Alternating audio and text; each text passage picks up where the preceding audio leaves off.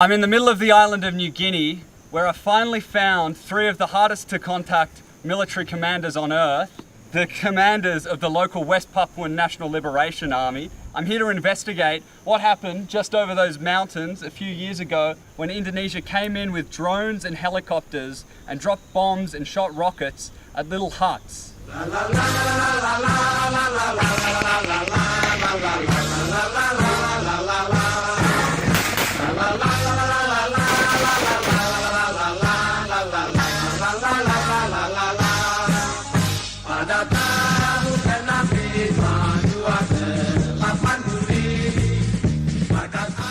My colleague Kirsten and I are with Teriana Sato and Sebi Sambom, the Chief of the General Staff and the spokesman for the TPNPB, the West Papuan National Liberation Army, the most secretive, isolated, uncontacted guerrilla fighters on Earth. For decades, the TPN have been fending off brutal military campaigns from Indonesia, who took over the western half of New Guinea from the Dutch in the 1960s after a rigged referendum. Terry and Sebi claim they can get us into the Star Mountains of West Papua, a secret place that is in a state of secret war. One of the last areas of New Guinea to be reached by the Dutch. A region so remote the first time outsiders ventured there was 1959. Few have been since. Those who have come with guns and bombs. They come on a mission. They come to kill these men. Enli M. Bidana disebut sebagai komandan operasi kelompok kriminal bersenjata Ngalum Kupel Lamek Taplo. Kelompok Lamek Taplo ini merupakan pihak yang bertanggung jawab atas insiden pembakaran sejumlah fasilitas umum dan rumah warga di Kiwirok dan Okhika. The shooter was an armed criminal group led by Lamek Taplo, who often terrorized the military, police, and local residents. The government have designated armed criminal groups as terrorists who often perform massive violence.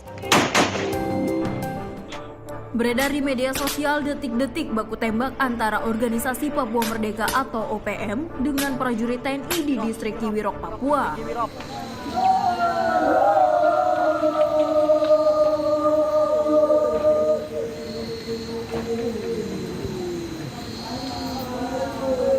Nestled deep in the jungle heart of the island of New Guinea, the Nyalam Kupel and Bintang Timor commands of the West Papuan National Liberation Army, led by Lamek Taplo and Ananias Mimin, have claimed responsibility for a series of attacks on the Indonesian military's most remote frontier outposts. In September 2021, Lamek Taplo's group set fire to a few government buildings in the Kiwirok district.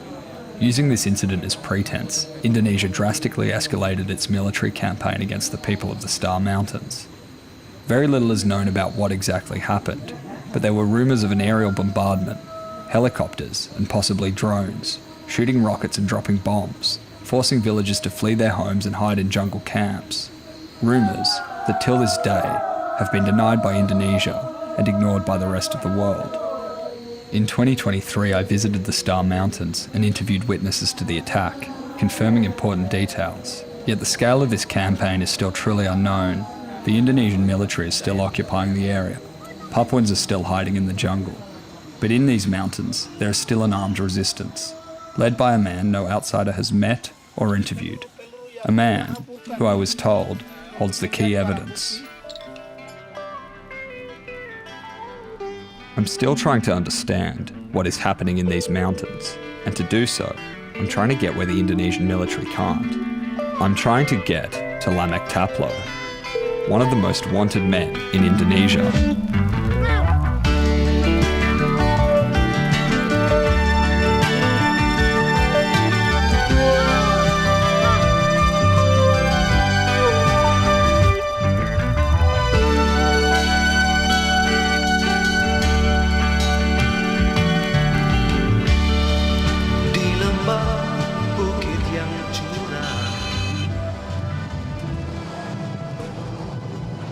We're landing near the border of Papua New Guinea and Indonesia, in a village that up until last year was home to hundreds of West Papuan refugees that had fled after the bombings.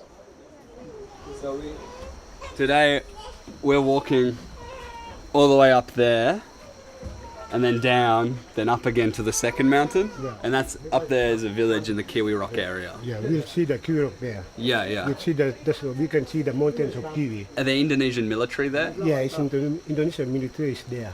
Where are they? Are they close to where we're going? No. No, okay. It's maybe 10 kilometers along. 10 kilometres away. And they're in Kiwi Rock with snipers. Yeah, snipers. Since the bombings, most people have been hiding in jungle camps, as there have been multiple instances of Indonesian security forces shooting civilians who attempt to return to their villages. A delegation of TPN guerrillas led by Ananias Mimin have arrived at the airstrip to escort us on the difficult walk over mountains, through rivers and across the border to the camp where they say we will meet Lamek Taplo.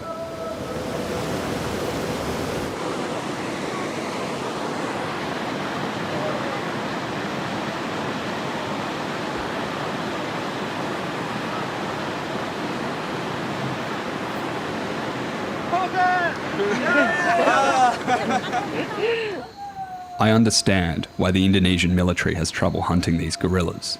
The terrain is impenetrable. The mountains are drenched in never-ending rain. The cliffside ground crumbles beneath my feet every second step. Landslides dot the track. 1 foot wrong, and you'll never leave these mountains.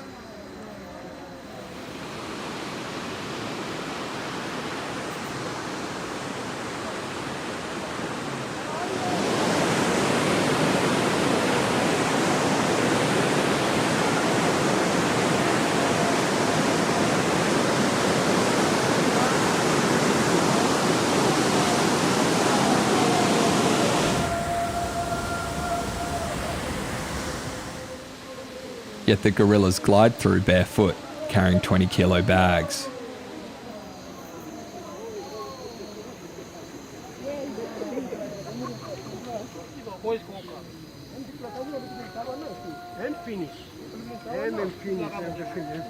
A few hours into the walk, and guns begin to appear out of nowhere. As does the Morning Star flag of West Papua. Masukkan saja. Dia tidak ada tali. Tidak seperti yang lain.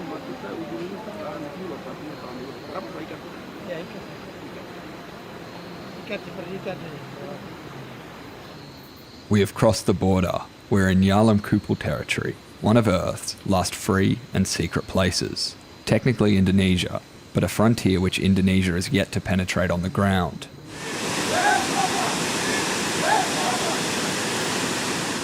There are Indonesian military bases and snipers just a few kilometres away. It's kind of tense. Yet as dangerous as the Indonesian military is, unless it's by helicopter, rarely do they venture far from the safety of their bases, as the soldiers are more scared of who I'm with and who I'm about to meet.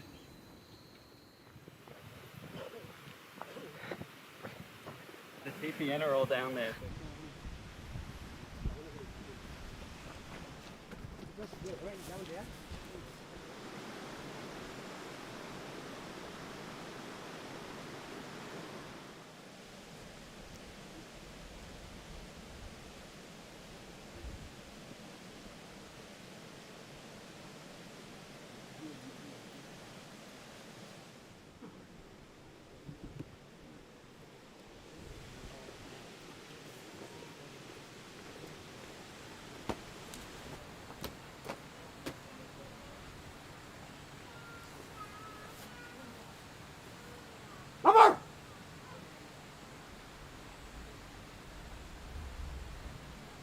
Kami, Tentara Pembebasan Nasional Papua Barat, delegasi dari markas pusat,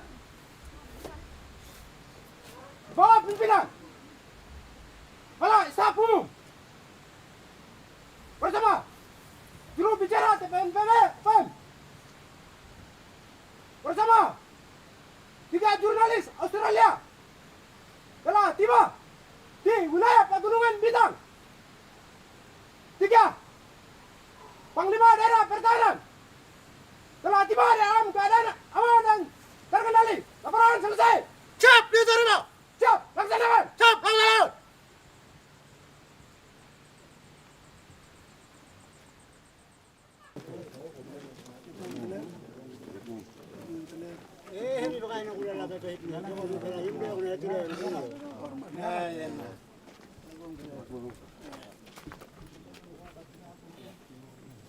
Kami ini semua dari ekonomi Papua ini.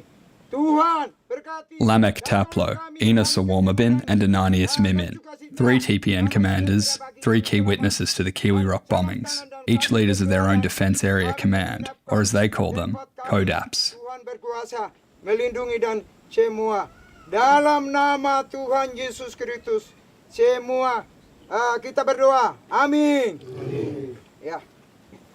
You see, this house is all bombing. Yeah. And how they organize people to flee. Yeah. They did the organisation for when Kiwi Rock was bombed. Yes. Yes. Wow. Well, thank you. Very nice to meet you. Strong people, strong man, stand for land and people.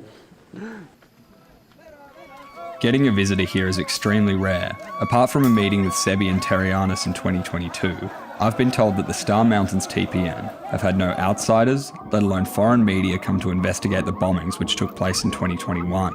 The people here have seen more rocket-firing gunships than video cameras. This was one of the few hamlets not bombed into the ground, though it's usually unpopulated. If not for the TPN press junket, the people here would be hiding deep in the jungle. An explanation of our presence is required. Dan ini istri Kristin, Menteri Luar Negeri dan Transmigrasi, itu orang Australia, Justin Keakov. Itu dia bawa Panglima Indonesia, mereka rapat di Mosby untuk bikin penandatanganan perjanjian untuk bikin keamanan di batas ini. A few weeks after the bombings began, the Papua New Guinean government sent a few members of their defence force to the border town of Tamolbel to investigate the refugees that had fled to escape the Indonesian military. But that appears to be the greatest extent of PNG government action regarding bombings on their doorstep. In fact, as we were there, Australian-born PNG Foreign Minister Justin Kichenko ratified a border agreement with Indonesia, allowing for joint patrols of the shared border. This has incensed the TPN, who for decades have felt the consequences of decisions about their land that have usually been made by foreigners in cities thousands of kilometres away. Indonesia maupun Papua Nugini, pemerintah tidak punya hak untuk tanda tangan. Yang punya hak itu kami. Kami orang Papua Nugini dan West Papua, kami punya hak untuk tanda tangan untuk pengaturan batas ini. Facing an increasingly hostile Indonesia, with essentially no international or material support for their cause, the TPN still try their best with quasi-diplomatic efforts. This trip is beginning to feel like one. We wake up the next day to find a schedule filled with ceremonies, the TPN's way of getting their message out to the world. First off, they're presenting us with gifts.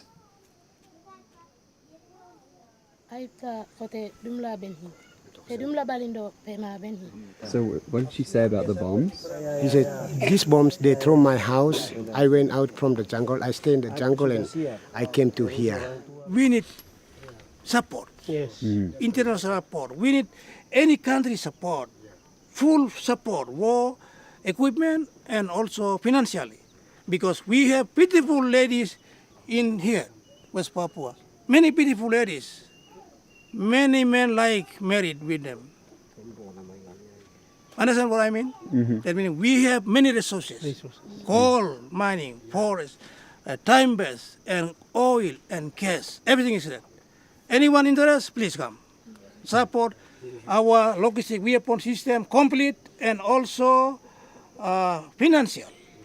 Then we will see, test who is have good ability and skill to fight for in the field, Indonesia or West Papua. We will see and we will test. If Indonesia, okay, we will surrender to Indonesia. But and then we say Indonesia, let's go, leave our lands. Thank you.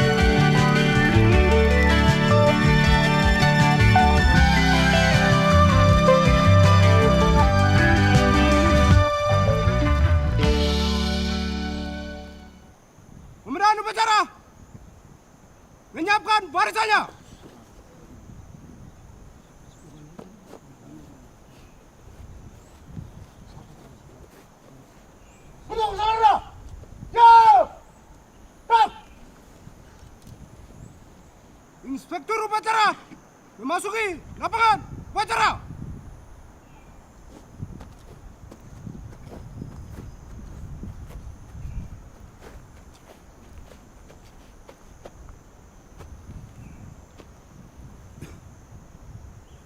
Penghormatan kepada Inspektur upacara. Hormat! Gerak! Bombardir di Kiwirok. Saya mewakili kedua kodap. Saya sebagai kodap induk sampaikan bahwa beberapa bom yang kas turun di pemukiman warga di Kiwirok, 3 kodap. Kekuatan dari kami manusia saja tidak mungkin seperti ini. Tetapi karena Tuhan. Tanpa pengobratan, Umar, dan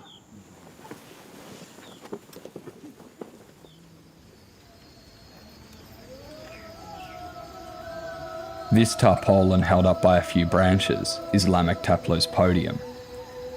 He just announced that it is where he'll be holding his first and likely only ever press conference, a press conference only attended by Paradise Broadcasting. It's where the clearest picture of what exactly happened in Kiwi Rock in 2021 will emerge. Kabe dunduk di Bakaba 152 bom dunduk di. Lamek and the commanders are holding Krushik M72 81mm mortars. These specific mortars have been modified to be dropped from the air owing to an improvised tail boom and fuse. Kamera drone non heli yambul te giga uma puo me kamera drone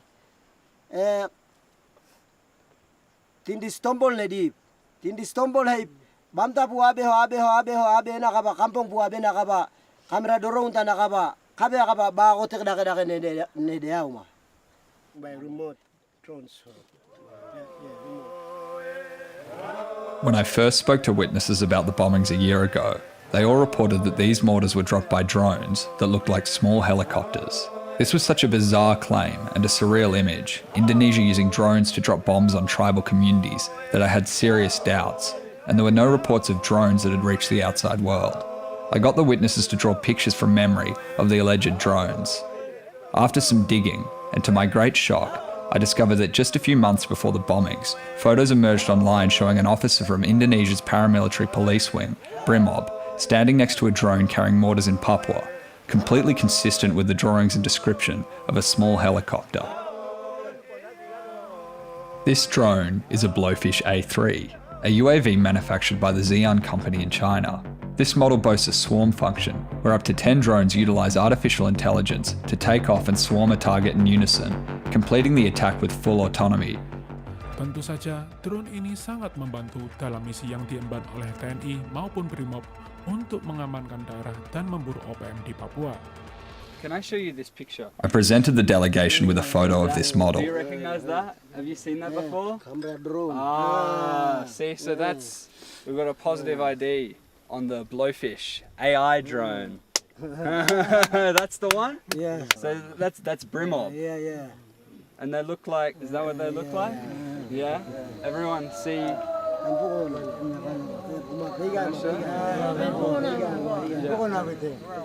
But these drones and mortars were not the only weapons Indonesia used in their assault.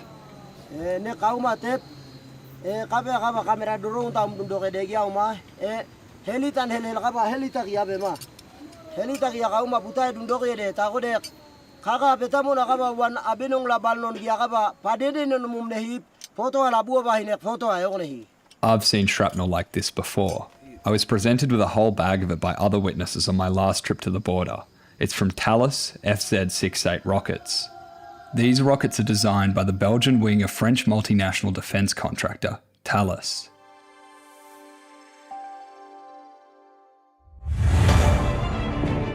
Thales licenses the design of the FZ-68 rocket to Indonesian Aerospace, which then manufactures these rockets domestically. These are rockets that carry a variety of deadly warheads. They're designed for use against serious military targets, not sago leaf huts and bow and arrow wielding guerrillas.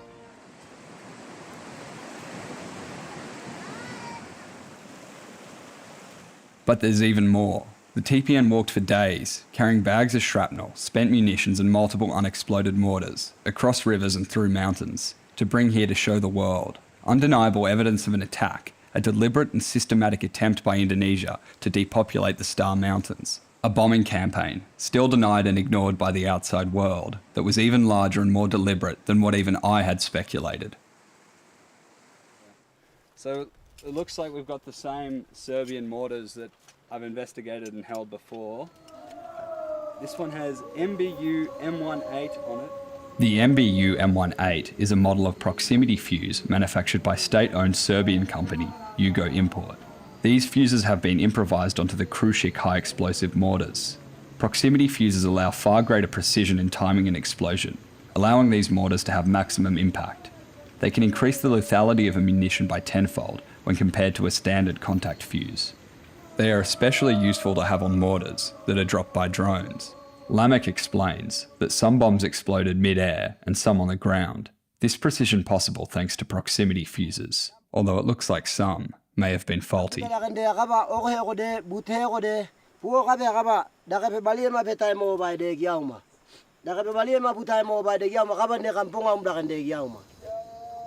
coming down many, but some has destroying up in the middle of the space, and this one's coming down on the ground.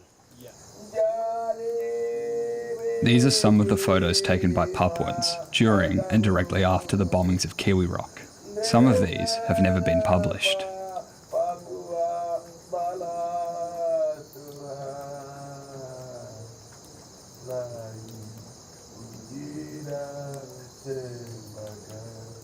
The most mysterious pieces of evidence I'm presented last. Some dodgy plastic tail fins and a 40mm grenade cartridge. But then we've got this really cheap plastic tail that might have been screwed onto a mortar that I'm not sure what it's for. Indonesia seems to be using a whole lot more than just what we originally thought on Kiwi Rock. Tom, could you ask... Oh,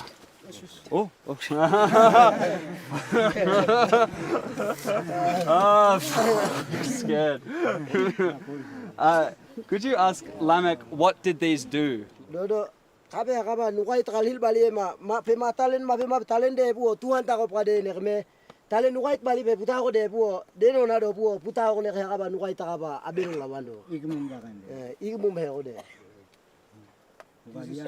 Come to the patient, but he's disappeared.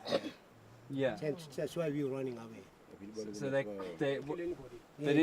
don't kill anybody, Yeah. but they hit you in the chest. And he said maybe God is blessing, maybe guiding us, so we. Yeah, didn't get killed from it.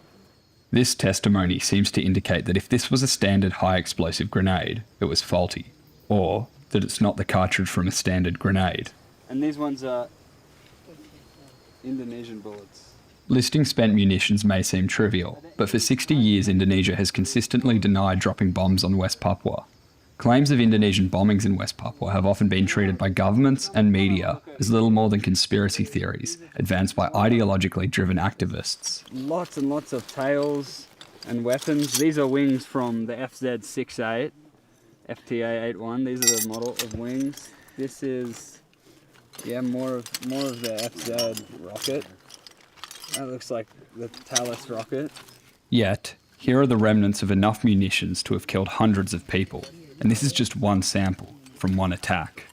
This one looks like, these are the makeshift, yeah, they've all the mortars have the same design. More bullets. Whoop! Oh.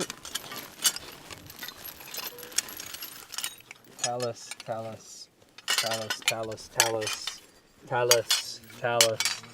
Krušik, Talus. So you can imagine what this would be like coming at you at, I don't know, hundreds of kilometers an hour, cutting through you. Talus doesn't have a problem selling these weapons to use in the middle of an island, in the most remote, uncontacted area of an island that really like had its first contact with the West, or the West, I don't know what the word is, 50 years ago, and they're using these. Is it what is Indonesia defending? They're not defending anything. And what is Talus? What is Talus? I don't know, I'm lost for words. It's pretty, I've seen it before, but there's just so much of it this time. This is just a fraction of it. I saw a big bag in Mobile that had different parts. I took some of it back before. There's more bullets. Yeah, well, not to mention the bullets. So just in this village, this is stuff I haven't seen before. The bags in the previous video that I looked at in Mobile across the border were completely different. These are mortars I haven't seen before. So just in this village, just what the local TPN could carry, we've got 1, 2, 3, 4, 5, 6, 7, 8, 9 mortars. We've probably got more because I've just put this pile here, but this is quite a few Talus rockets. Talus, come on, own up to it. There's like plenty of markings already. Like there's a ridiculous amount of evidence. And then we've got this, which looks like a toy. These ones came from helicopter. Helicopter, drones. Yeah. Oh, helicopter. Helicopter, drone. Drone. This one came from helicopter. Helicopter. What was on this one? This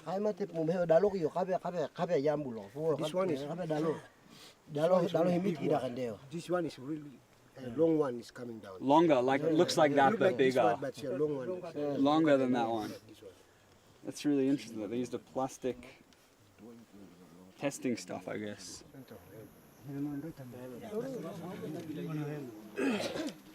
So this is what Indonesia uses against Papuans and the West Papuan Liberation Army, and this is what the West Papuan Liberation Army and Papuans are forced to use against Indonesia. It's not a particularly even fight. Bows and arrows versus mortars.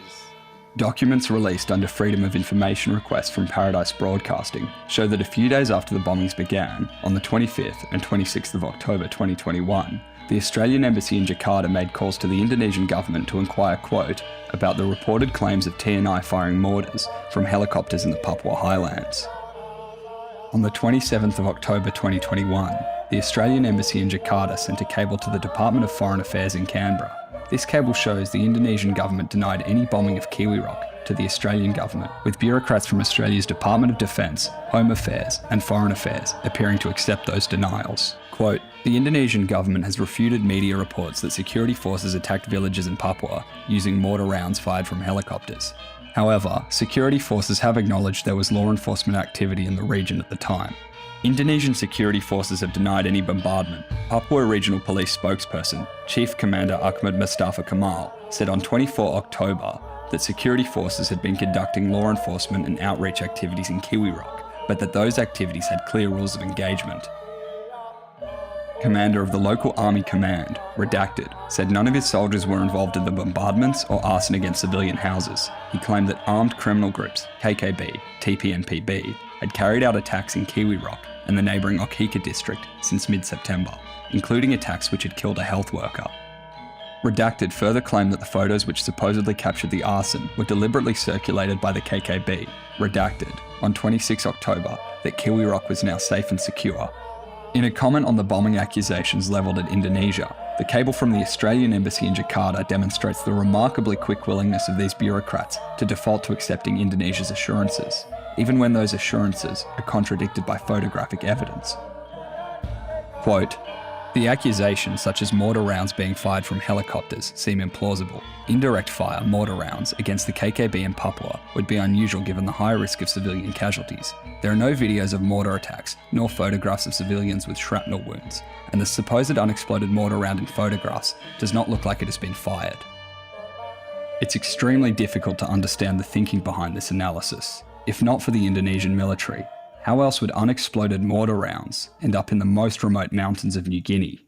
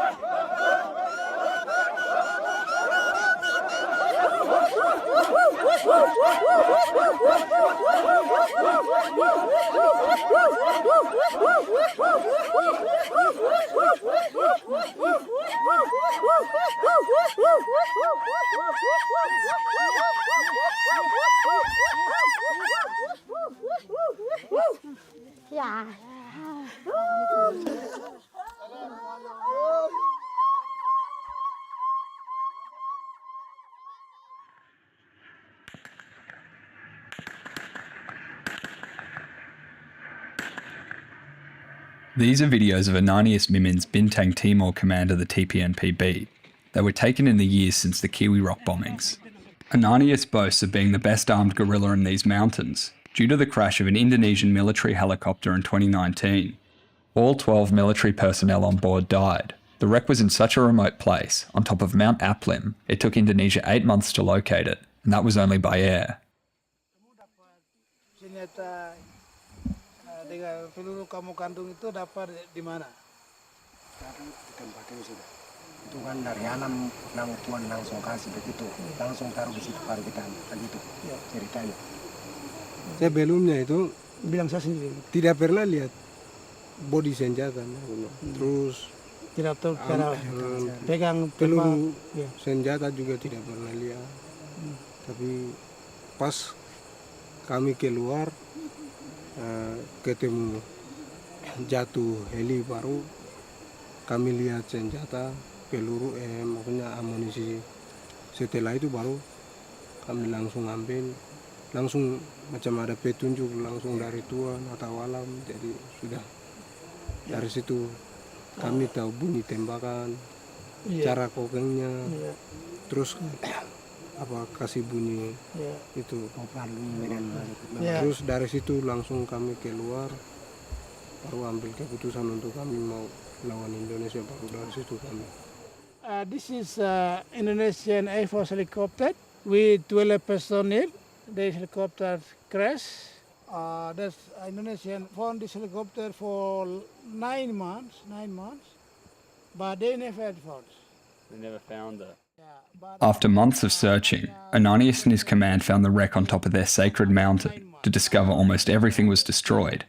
Everything except 6 FN rifles, 3 Browning high-power pistols, a trove of bullets, and a bandolier. 6 guns and 3 pistols. So Indonesian asked for TPNPP, please return this gun. But we said this already became to property belong to TPNPP.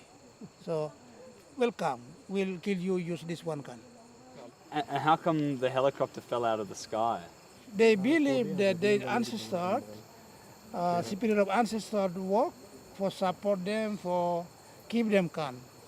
Because you see this is helicopters already does, but how?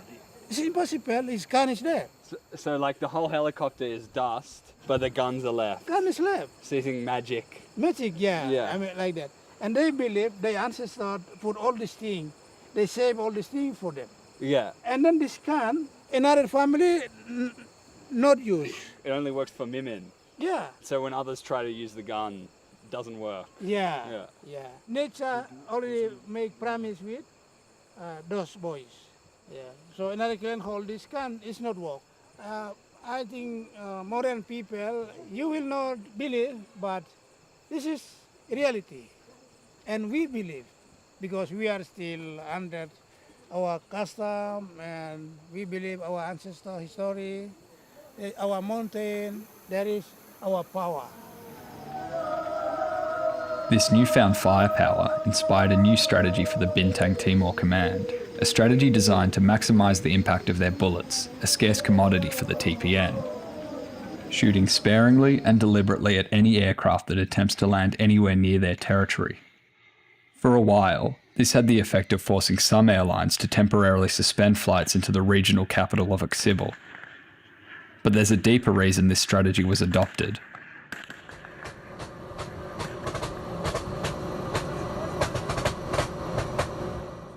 This video was taken from the inside of what should normally be a civilian aircraft that was being used for a military extraction during the Kiwi Rock conflict.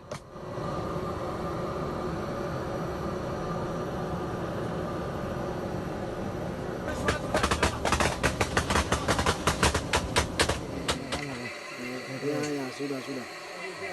Yeah. Sources have identified this aircraft as belonging to Smart Aviation, a Jakarta-based charter airline company that has garnered a reputation in Papua for transporting military personnel.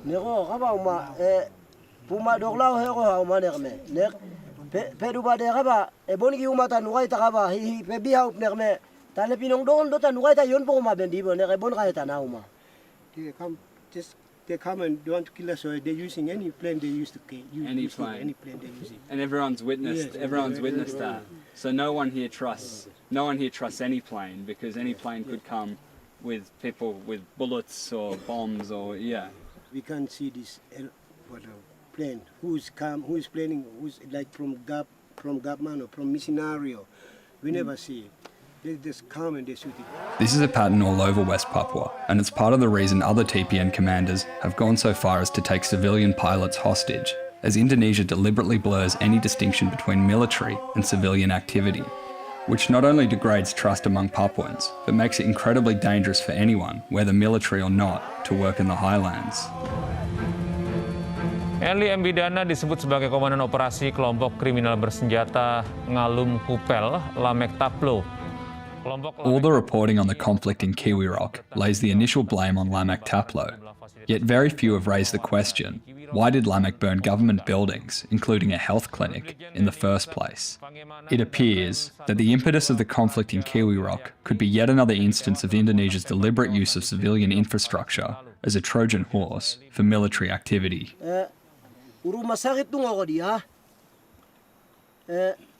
Indonesia be agaba tale kaga be ahele mon kayo ma. Kaga yen pukulon kayo nerme.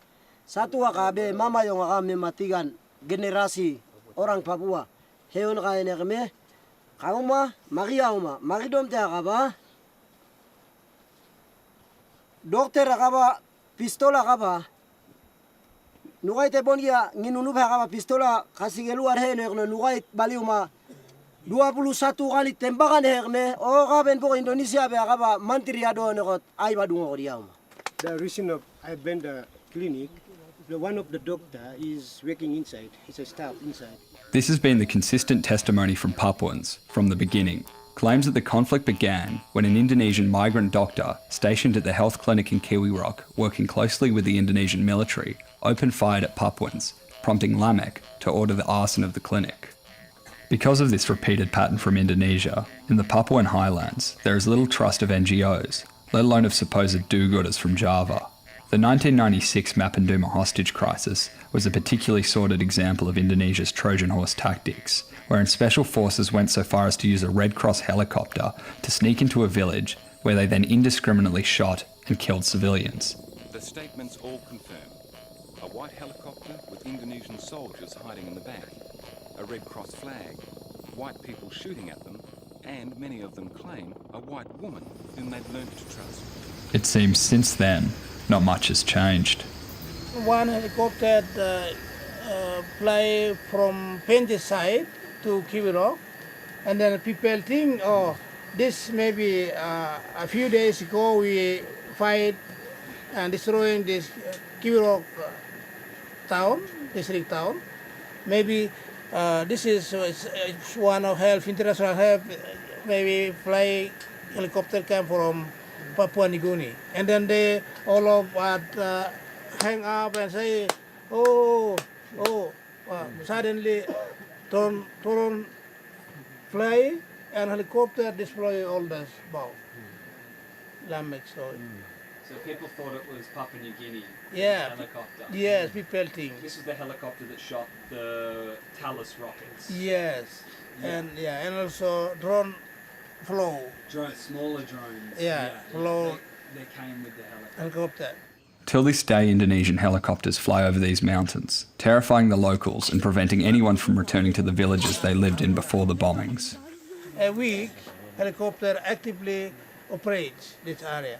Even where we are now, sometimes helicopter fly over? Yes, they will run around from there, dropping Indonesian police and military personnel. In 2023, German NGO Human Rights Monitor published an open-source investigation into the bombings. This investigation compared aviation photography and satellite images of Kiwi Rock from before and after the attacks. Their investigation found that 206 buildings in 8 villages had been destroyed, suggesting an overwhelming majority by Indonesian security forces. Their report also found that the bombings could constitute crimes against humanity under the Rome Statute of the International Criminal Court, a stunning claim for a bombing campaign that both Australian and Indonesian bureaucrats have denied even happening. Does anybody have any pictures of the helicopters or drones? Kalau untuk helikopter ada gambarnya. Kalau untuk kamera drone punya ini tiba-tiba, jadi susah untuk kita ambil gambar karena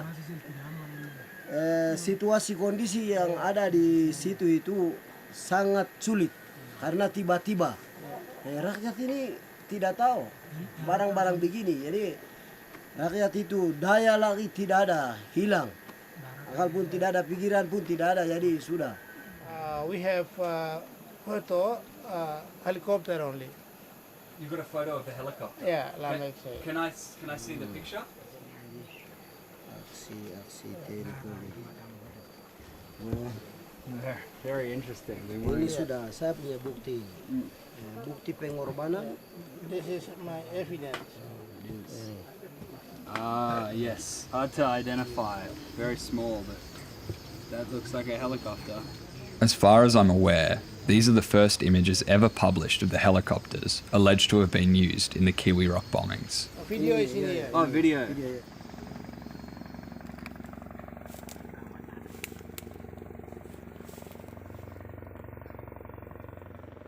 This video, dated the 28th of September 2021, shows the TPN shooting at what appears to be a Bell 412 helicopter, the model used by Indonesian security forces to conduct evacuations during the Kiwi Rock conflict.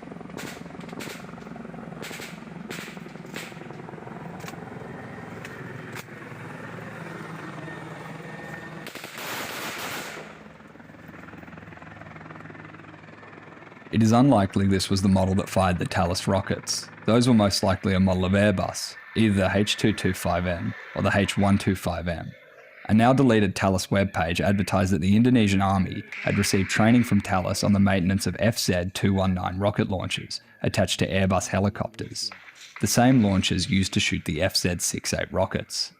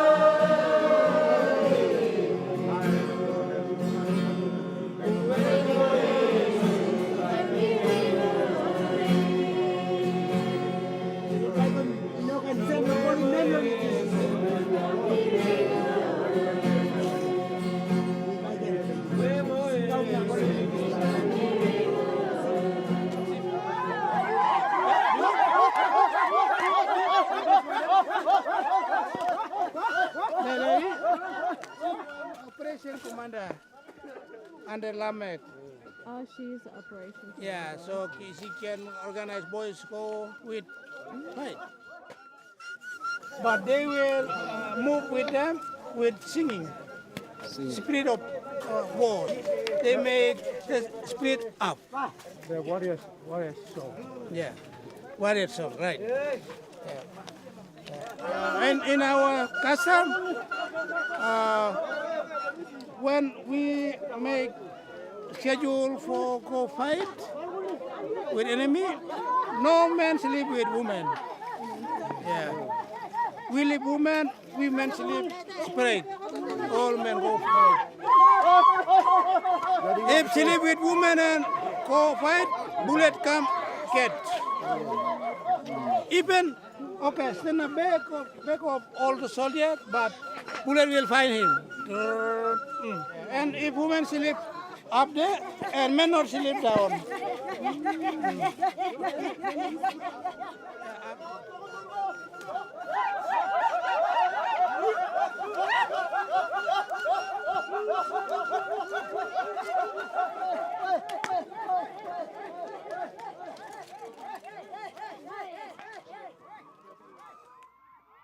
In 1963, American anthropologist Robert Gardner released his seminal documentary, Dead Birds, an ethnographic film which captured extraordinary footage of the Dani people locked in what was described as Stone Age warfare, opposing clans shooting bows and arrows, throwing spears across the lush foothills of the Baliem Valley, a place and people only encroached upon by outsiders 30 years earlier. For here in the Star Mountains, it was even later, 1959, when the Dutch first came. Gardner shot his film, knowing it would contain the only images ever captured of humanity in this form of existence. Yet exactly why this would be the case would have been unimaginable. Less than 15 years later, the people in this same valley, the last settled civilization encroached upon by the industrial world, were forced to turn their poison arrows upwards, as they were now being bombed with napalm from helicopters and Bronco attack aircrafts. Indonesia's late 70s bombing campaign against West Papua has to be one of the largest mass killings of the second half of the 20th century, that by most official accounts never happened. Reports detail thousands upon thousands massacred, those who surrendered boiled alive, burnt alive, buried alive, and worse. Yet not a single photograph of this campaign exists. The vast expanse of mountains, jungles, rivers, absorbing the screaming, the booming, the man-made thunder, all kinds of depravity brought by the cowboys from the west. For 60 years, highland Papuans have been trying to tell the world of what Indonesian security forces have done in these mountains. Yet if their message ever did reach the lowlands, it became nothing more than a rumour. For a nation to bomb its own tribal communities would be an act of such extreme asymmetrical aggression that the suggestion in of itself to outsiders was almost comical. But as well as mortars and rockets, now phones and cameras have slowly made their way into these mountains, and the TPN can document their last stand. But will anyone watch?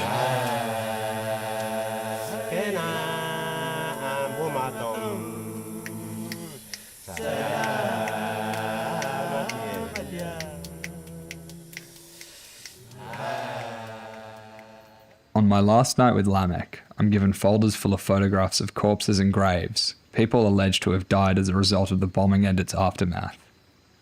Many of the photos are photos of emaciated corpses. Some are women, some are children, some are babies. They cannot be shown here.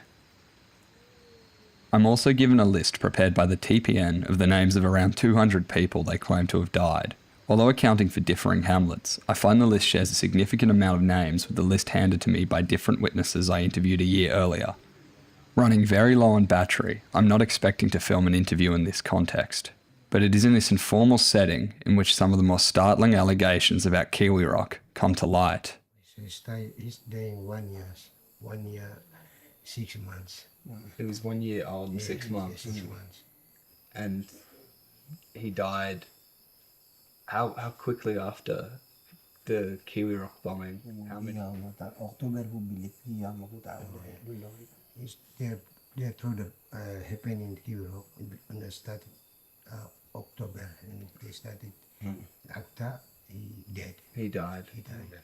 And these are some graves. Yeah. And that's a body. Yeah. Another body.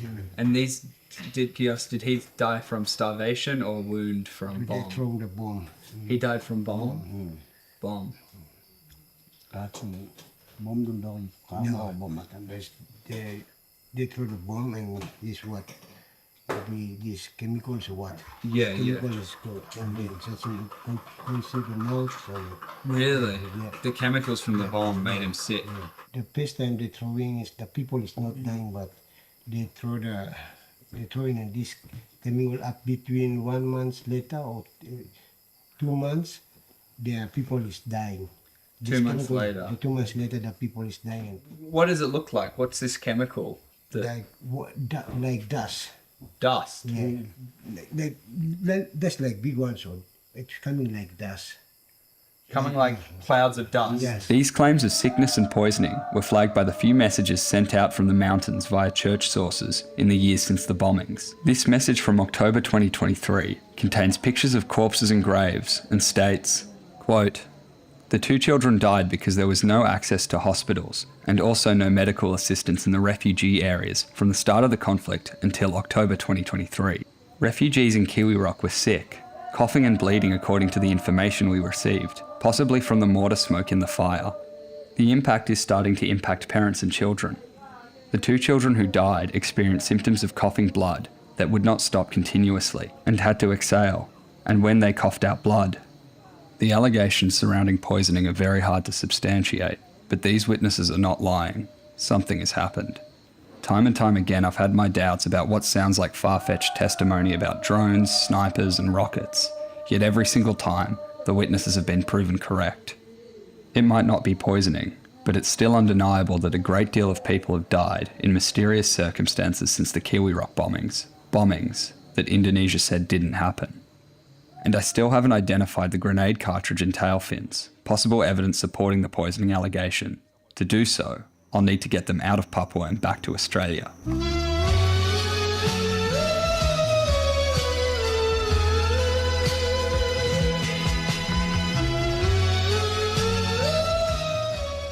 Landing back in the outside world, we are immediately greeted by the Papua New Guinea police force, who after some negotiating say they just want to drive us from the missionary plane terminal to the main commercial airport. The only issue is, those buildings are 20 metres apart. After loading us up into the back of the open-air police truck under obviously false pretences, we speed down towards the town's main police station, where we are questioned and our bags containing a bunch of evidence from the bombings searched. I don't know how this happened, but the police somehow didn't find the grenade cartridge and rocket shrapnel in our bags, so after more negotiating, they agree to let Kirsten and I go. They drive us back to the airport. We then fly to Moresby, but are again detained and questioned by immigration, being released just in time to make our flight. Since returning to Australia, I've shown the plastic tail fins to multiple weapons experts, and speculation has ranged from them being the stabilising fins of an improvised chemical bomb, or the fins from a high explosive incendiary. So far, I've found nothing conclusive, but the use of phosphorus seems quite possible. In 2018, journalists Mark Davis and John Martinkus reported that security forces potentially deployed white phosphorus in Nduga to forceful denials from Indonesia. The 40mm grenade cartridge from Kiwi Rock is very similar in appearance to some of the cartridges that accompanied those reports. It is also identical to certain 40mm Pindad high explosive grenades. I got some limited chemical testing of the munitions done, looking for phosphorus in particular. It was a long shot as phosphorus disappears into the environment very quickly, and these munitions have been left in the Rainy Star Mountains since their use 3 years ago. As expected, the results were also inconclusive. Although recently declassified cables from Australia's Department of Foreign Affairs confirmed that as early as 1978, Indonesia was deploying plastic phosphorus bombs in Papua. Ironically, these cables were speculating that Indonesia was open about their use of phosphorus to cover for their use of, quote, high explosive rockets and possibly even bombs. Saya mau tanya kepada PBB bahwa apakah dari 36 kodam ini sudah punya heli, sudah punya kamera drone, maka dari Indonesia kasih turun bom dengan melalui helikopter dan melalui kamera drone kepada kami TPNPB dan juga pemukiman warga begitu. Saya tanya kepada pihak PBB begitu. Jadi tolong jelaskan. Papua? Papua? Unfortunately for Lamek and the Nyalam Kupal people, the UN won't explain, nor will Indonesia, nor will the foreign weapons companies profiting from West Papua's obliteration. Like the American Indian Wars or Australia's frontier wars, this is an asymmetrical war, a war waged by an industrial power eager to exploit the riches of its frontier against tribes, a war that has been heading in one direction. Did he die after Kiwi Rock starvation? Starvation? Bilan Taplo. Yeah, his son. He's died. He died? Yeah. After Kiwi Rock? Yeah, after Kiwi Rock. This is your son? Yeah. Oh, wow. Did he die from starvation or from? From after the sickness. Sickness. From maybe bomb or maybe. There's something else going on. Yeah. Smoke. Yeah, from the smoke. Smoke.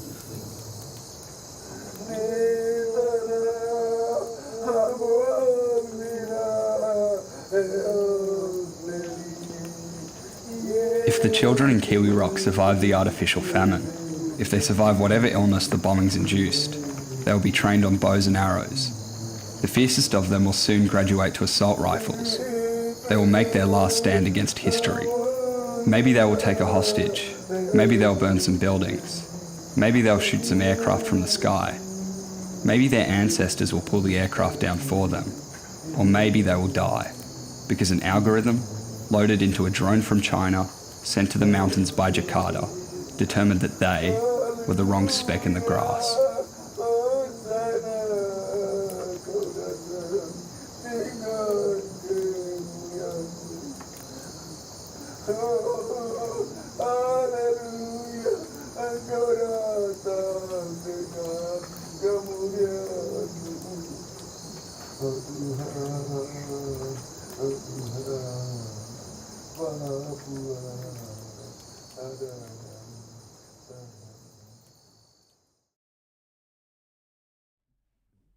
Thank you for watching that fairly bleak documentary, but we don't want it to be impotently bleak. So there are some things you can do that we're going to request of you if you want. First off, we've partnered kind of up with PNG Trust. They helped us do this documentary in the first place. They're an NGO based in Papua New Guinea, and they're planning on hopefully getting some supplies into the Star Mountains, like food, rice, communications equipment, some literacy training and medical assistance, just so people can better document what's happening to them, and also just eat, because you probably saw in the documentary the kids there, they've got bloated bellies, which is a sign of protein malnutrition. So we've linked that that fundraiser in the description. So if you want to help out, that'd be hopefully we can do something and raise some money and bring some supplies in. Other things you can do is stay abreast of the situation, subscribe to Paradise Broadcasting. We're seem to be the only outlet that really does this story. We've got a national broadcaster that's more interested in spending millions a year producing slop investigative journalism. And then there's other things you can do to support West Papua.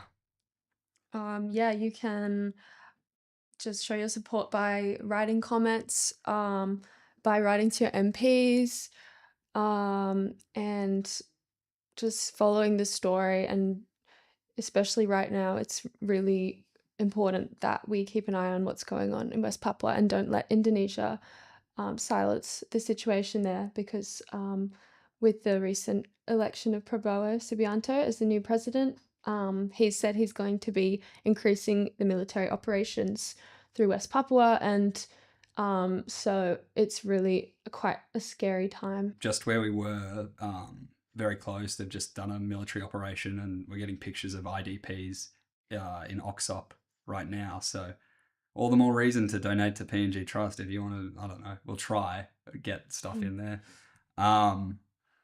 Yeah, it's really, I don't know, it's bleak. Also, just quickly, if you have any theories about maybe what the red tail fins are, or anything in this video, or any tips, you can email me. I've put my email in the description. Yeah, thank you for watching.